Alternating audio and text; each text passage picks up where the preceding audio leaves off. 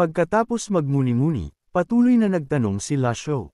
Ano ang layunin ni Yu Jinghai sa pag-atake sa Clarity Sect? Sabi ni Yun-san na hindi niya alam. Hamak na magnanakaw lang ako. Paano ko malalaman ang ganyang mga bagay? Muling napaisip si Lasho. Sa mga nakalipas na taon, pinalalawak ng Underworld Sect ang impluwensya nito, at maraming maliliit na demonic forces ang mahalagang isinama sa Underworld Sect. Ang Demon Slaying Sect, na labis na namumukod tangi, ay inalis ng Evil Sky Pavilion. Ngayon, si Duan Muxing na lamang ang nagpupumilit ng mag-isa, na hindi nagdudulot ng malaking banta. Ito ang nagpatibay pa sa Underworld Sect. Hinawakan ni Yun-san ang kanyang putol na braso at nagpakita ng nasasaktang ekspresyon, nagmamakaawa, ginawa ko na po ang aking makakaya sa bagay na ito. Umaasa po ako na patatawarin ako ng matandang senior. Pakiusap, maawa po kayo. Walang pakialam na tumingin sa kanya si Lasho. Nang mawala ang braso ni Yun-san, nawala na ang kanyang kahusayan, at hindi na siya makapagnakaw. Maituturing na itong parusa sa kanya. Sa pag-iisip na ito, ikanaway niya ang kanyang kamay. Mag-ingat ka, si Yun-san, na para bang pinagkalooban ng amnestia, ay labis na nagalak. Salamat po, Pavilion Lord. Pagkatapos ay inakay siya ni Lu Jifeng palabas ng Evil Sky Pavilion. Bumalik sa katahimikan ang pangunahing bulwagan, at pagkalipas ng ilang sandali, dahan-daang pumasok si Wawaw. Sumaludo siya kay Lasho. Pagbati, Pavilion Lord, mayroon po akong kahilingan. Ang babaeng nakaluhod sa labas ng bundok ay nagngangalang Flowers and Moon Journey. Ilang beses ko na siyang nakasalamuha. Bihasa siya sa archery at mayroong kahangahangang talento. Kung maaari siyang sumali sa atin sa bundok, makikinabang lamang ang Evil Sky Pavilion. Nagtinginan sa kanya ang lahat ng may pagtataka pagkarinig nito. Kalmadong nagsalita si Lasho. Elder Hua, nagmula ka sa Cloud Sect at halos kasali ka pa lang sa Evil Sky Pavilion. Ang Cloud, Sky, at Lasho Sect ay palaging maganda ang relasyon. Hindi ka ba natatakot na tumatalon din siya sa apoy? Umiling at bamantong hininga. Si Wawaw, wala na siyang ibang mapupuntahan. Pagkarinig nito, galit na galit si Duan Muxing. Elder Hua, hindi ako sumasang-ayon sa sinabi mo. Ano ang ibig mong sabihin sa wala ng ibang mapupuntahan? Kung wala ng ibang mapupuntahan, dapat silang pumunta sa Evil Sky Pavilion. Ano sa tingin mo ang lugar na ito? Isang tapunan. Namula ang mukha ni Wawaw. Hindi yun ang ibig kong sabihin. Kung gayon, ano ang ibig mong sabihin? Nagmula ka sa Cloud Sect, at hindi ka sincero, o nang sumali ka sa Evil Sky Pavilion. Balak mo bang bumuo ng mga grupo at maghasik ng panloob na alitan dito? Duan Muxing, huwag mo akong insultuhan. Ako, si Wawaw, ay hindi ganoon kawalang hiyaan. Habang tila handa nang magtalo ang dalawa, agad na sumingit si Lasho ng may malamig na paghinga. Tama na, si Flowers and Moon Journey ay tunay na isang bihirang talento, ngunit kung hindi niya kayang tiisin ito, paano siya kwalipikadong sumali sa Evil Sky Pavilion? Biglang napagtanto ni Wawaw. Ako, si Wawaw, ay handang garantiya gamit ang aking buhay na kung isang araw si Flowers and Moon Journey ay magkaroon ng anumang masamang intensyon, personal ko siyang haharapin. Ang pagtaya sa kanyang buhay bilang garantiya ay nagpagulat sa lahat. Tunay siyang nagmula sa Cloud Sect, ngunit si Flowers and Moon Journey ay mula sa Lasho Sect. Orihinal na itinatag ni Yun Tian Lasho ang sekta, na unti-unting nahati sa Cloud Sect, Sky Sect, at Lasho Sect, tatlong pangunahing puwersa, na may ilang hinaing sa pagitan nila. Naiintindihan na nagmula sa parehong angkan at posibleng magsalita para sa isa't isa. Ngunit ang pagtaya sa buhay ng isang tao para sa isang taong kilala lamang sa pamamagitan ng ilang pagkikita ay tunay na kakaiba. Elder Hua, ano ba talaga ang relasyon mo kay Flowers and Moon Journey? Yumukod si Wawaw. Wala po akong relasyon sa kanya. Nakikiusap po ako sa Pavilion Lord na maliwanagan. Walang pakialam na nagsalita si Lasho. Elder Hua, hindi ko nais magtanong tungkol sa iyong relasyon sa kanya. Kung nais ni Flowers and Moon Journey na sumali sa Evil Sky Pavilion, maaari siya. Bibigyan ko siya ng pagkakataon. Ibagsak niya ang alinman sa mga matuwid na sekta na lumahok sa pagkubkob sa Golden Court Mountain. Sinumang cultivator na may 3 dahon o higit pa, at maaari siyang sumali sa Evil Sky Pavilion. Nagulat si Wawaw, at naging hindi kaaya-aya ang kanyang ekspresyon. Nang makita ito, bumantong hininga si Duan Muxing. Alam ko na mayroon kang ibang motibo. Kung hindi niya ito magawa, kung gayon, tumigil ka na sa pagsasalita tungkol sa pagsali sa Evil Sky Pavilion. Nauunawaan ng lahat na hindi niya ito magagawa. Hindi niya ito magagawa. Hindi niya ito magagawa. Hindi niya, ang ibig sabihin ng master. Bagamat kahanga-hanga ang kanyang talento, at maaari siyang maging isang malakas na asset para sa Evil Sky Pavilion, ano ang silbi niya kung hindi man lang siya makapatay ng kaaway? Hindi sinusuportahan ng Evil Sky Pavilion ang mga tamad, lalo na ang mga walang silbi. Natural na nauunawaan din ito ni Wawaw. Kung ang isang tao ay sumali sa Evil Sky Pavilion, dapat ay mayroon siyang ganitong determinasyon. Ikinaway ni Lasho ang kanyang kamay, na naghuhudyat sa kanya na umalis, pagkatapos ay nagtanong tungkol sa kinaroroonan ng 8 disipulo. Sumagot si Duan Muxing na inaayos niya ang pavilion. Tatawagan ko siya ngayon din. Hindi nagtagal, pumasok si Zhu Honghong sa Evil Sky Pavilion, nakaluhod ng may debosyon. Disipulo ay bumabati sa master. Naway ang master ay magtamasa ng walang hanggang kapalaran at mahabang buhay. Ang gayong kawalang hiyaan at pagbubulaklak ay hindi karaniwan. Bumagsak ang tingin ni Lasho sa kanya. Sanay ka na bang manatili sa Evil Sky Pavilion? Nagmamadaling sumagot si Zhu Honghong. Master, ito ang aking tahanan. Siyempre, sanay na ako. Tunay, walang lugar na mas komportable kaysa sa Evil Sky Pavilion. Ang bawat salitang sinasabi ko ay totoo. Napaka-komportable ko rito. Hindi ako nangangahas na magsinungaling. Paano kayo nagkakasundo ng lahat? Inaalagaan akong mabuti ng 3 at 4 na nakatatandang kapatid, at nakikipag-usap sa akin ang 5 nakatatandang kapatid na babae kapag wala siyang ginagawa. At lumunok siya.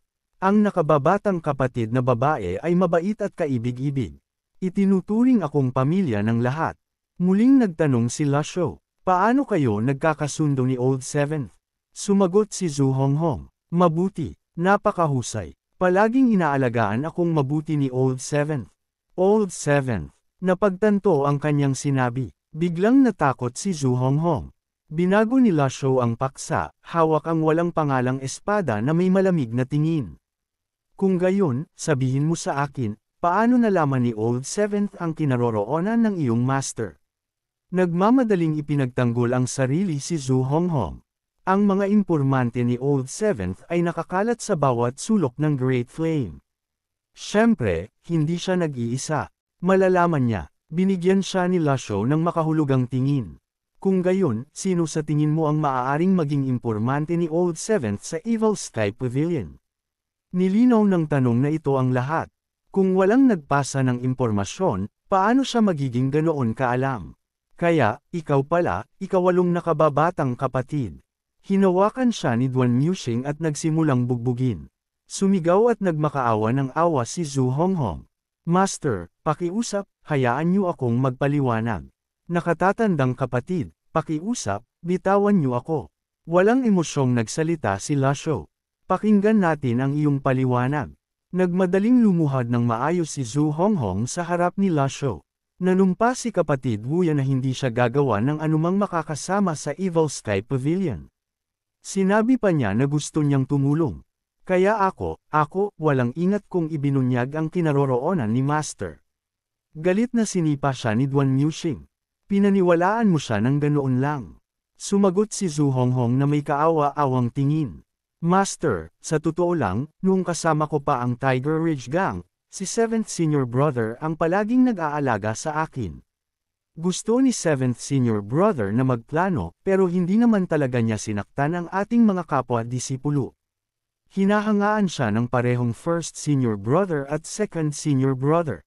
Pagkatapos magsalita, hindi nang ahas huminga ng malalim si Zhu Honghong, nakayuko lamang ang ulo, nanginginig sa loob. Maaaring mangahulugan ito ng pagpapatalsik sa pinakamahusay na kaso, o pagkapilay sa pinakamasama. Nauunawaan ni Lasho na nagsasabi siya ng totoo, maliban kay Yi Changsan, na nakipagsabwatan sa mga orthodox cultivator. Ang iba ay talagang walang ginawang masama sa Evil Sky Pavilion. Sa mundo ng cultivation, ang mga traidor na ito ay itinuturing pa rin bilang bahagi ng Evil Sky Pavilion, nang walang pagkakaiba. Gayunpaman, bagamat walang parusang kamatayan, hindi maiiwasan ang parusang pamumuhay. Ang gayong mga traidor ay dapat na mahigpit na disiplinahin. Dalhin siya sa Reflection Cave. Ipakain sa kanya ang 50 hampas ng baston araw-araw. Dalhin siya at paghigpitan ang kanyang cultivation. Sumaludo si Duan Muxing. Ayon sa utos mo, Master. Bumantong hininga si Zhu Honghong ng may ginhawa. Salamat po, Master, sa inyong kahinahunan. Ding! Ang mahigpit na pagdidisiplina kay Zhu Honghong ay nagbigay ng 200 merit points. Pagkatapos ay inilayo siya ni Duan Muxing mula sa pangunahing bulwagan. Old 8, hindi naman kita nasaktan ng labis kanina, di ba? Okay lang po. Salamat po, third senior brother, sa pagpigil. Mabuti, hindi na ako magpipigil sa susunod. Dahan-daang tumayo si Lasho, handa ng pag-aralan ang Asher Fall Fragment, nang biglang tumakbo papasok si Ciu Hanore mula sa labas.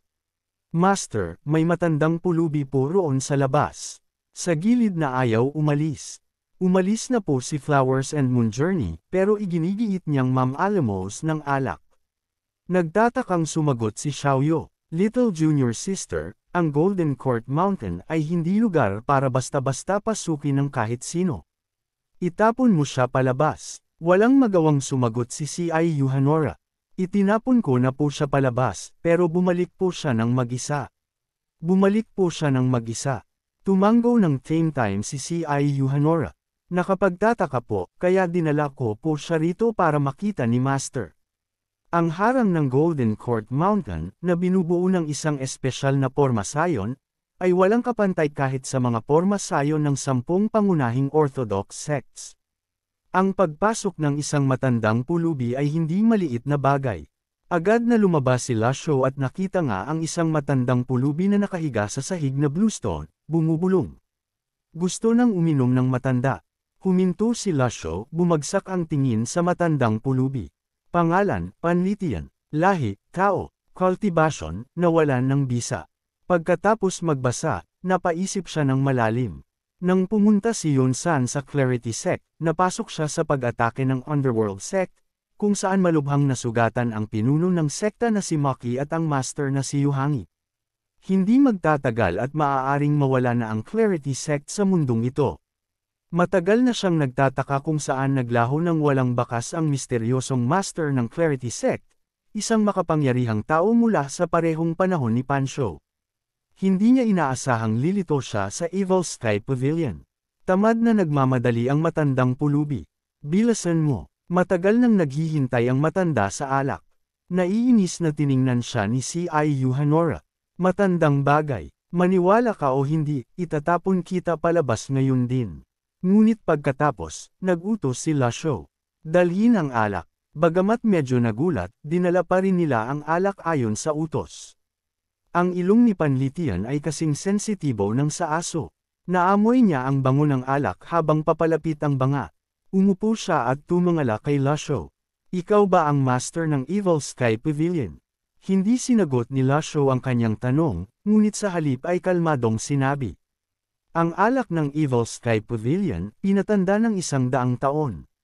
Nanliwanag ang mga mata ni Panlitian. Yumuko siya upang sumingot. Masarap na alak. Tunay na masarap na alak. Pagkatapos, hinublat niya ang banga ng alak at walang pag-aalinlangang nagsimulang lumagok. Pinagmasdan siya ni Lasho ng ilang sandali, alam niyang ito ang Evil Sky Pavilion.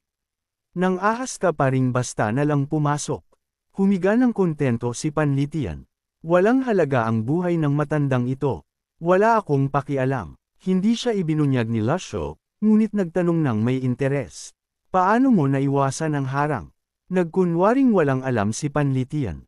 Nalilito ang matandang ito. Isa lang akong karaniwang pulubi. Ano ang alam ko sa mga harang?